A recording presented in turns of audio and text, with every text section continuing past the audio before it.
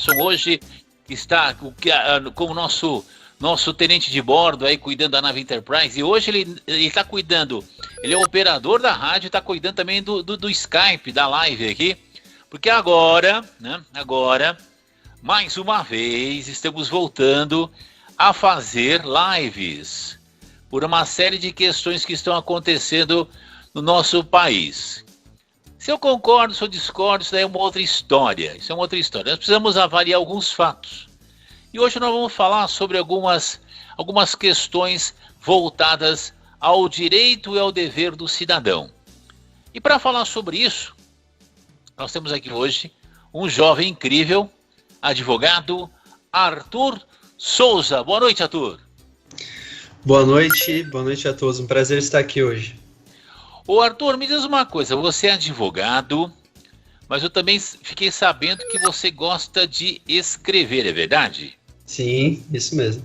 Conta pra gente aí um pouco do seu lado de escritor, antes de entrar no assunto propriamente dito. Eu achei a minha vocação de escritor a partir da via da filosofia, estudei filosofia por muito tempo, até o momento que eu percebi que o que eu procurava mesmo estava na literatura.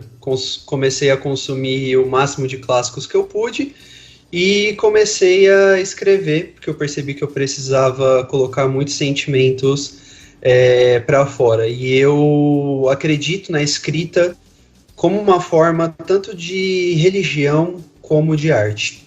Quer dizer, você então, de uma certa forma, vê o ato de escrever como com uma certa religiosidade, uma certa espiritualidade. Exatamente. Eu acho que tem uma carga mística muito forte no ato de escrever na poesia, tanto na poesia quanto na prosa. Me diz uma coisa, pergunta de leigo, qual a diferença entre poesia e prosa?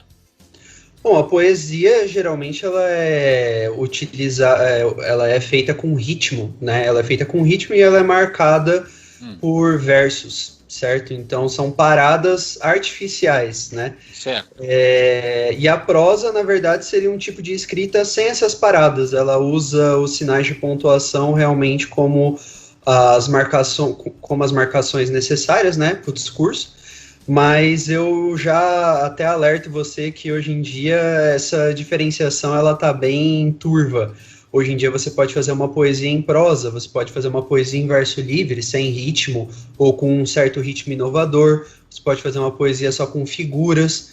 Então, como a sociedade mudou muito, a sociedade e as suas contradições mudaram muito, a poesia e a prosa também mudaram, o que acabou acarretando uma dissolução na fronteira entre as duas, né?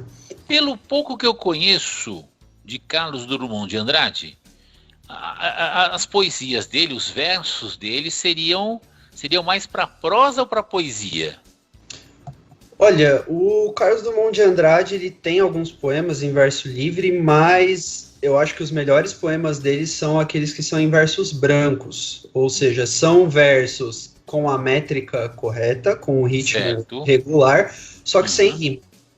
Sem rima, porque eu me lembro de alguns textos, isso tem muitos anos na época da escola, nossa, isso daí tem mais de 40 anos, que eu cheguei a ler algum material sobre Carlos Drummond de Andrade e me apaixonei na época por esse material. Mas olha, eu vou ser sincero para você, eu tô preguiçoso, eu vou ter que pegar agora e voltar a ler do zero.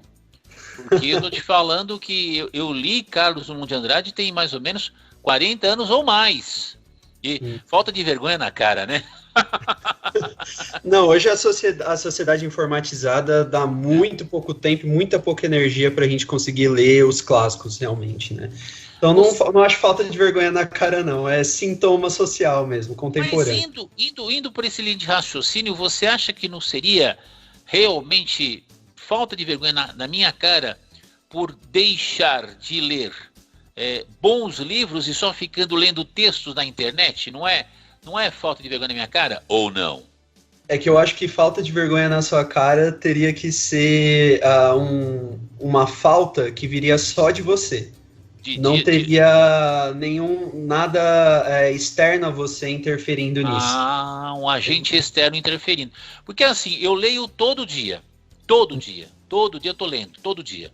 Só que de repente, uma das minhas maiores paixões, e eu me apaixonei por leitura praticamente com 19 anos, quando eu fui servir o exército. Então, na hora do almoço, na hora que a gente descansava, eu pegava o livro e lia. Eu gostava de ler, mas o hábito de ler, eu comecei a exercitar mesmo no serviço militar. Isso tem 40 anos. Eu tinha 19 anos, estou com 59. E é um prazer que eu tenho, eu gosto muito de ler. Até mesmo porque o ato de ler me ajuda com a minha dislexia, que eu tenho um certo grau de dislexia. Então, quanto mais eu leio por prazer, melhor para mim e melhor para o meu cérebro. Certo. Na sua opinião, como é que anda a leitura do povo brasileiro? Bom, anda mal. Anda mal. Eu sou de uma posição que eu acho que nenhuma leitura é realmente ruim. Sim. Nenhuma escrita é realmente ruim. Entretanto, existem sim escritas melhores do que outras. E Sim. O problema é que hoje em dia a maior parte dos livros consumidos são comerciais, embora sim, você possa sim aprender alguma coisa com eles e eles possam te levar posteriormente a você ler clássicos. Mas, na minha opinião, uma vez que a leitura, a função principal da leitura, e mesmo da escrita, que é curioso isso, é fazer com que nós nos conheçamos. Certo. Me parece que geralmente o melhor é sempre optar pela leitura de um clássico ou de alguém obviamente contemporâneo, que esteja tentando entrar em contato com sentimentos, com certos problemas atuais, com a condição humana, que é, na verdade, atemporal, né? Então, por exemplo, se você for olhar Shakespeare é um escritor atual e ele tem mais de 400 anos, né? É incrível, né? Incrível. Exatamente. Se você for ver também, por exemplo, a Victor Hugo, meu escritor predileto, você pega o maior monumento dele, Os Miseráveis, né? Que a maioria das pessoas conhece por musical. Ele é extremamente atual. Posso aplicar ele para o Brasil com extrema facilidade, né?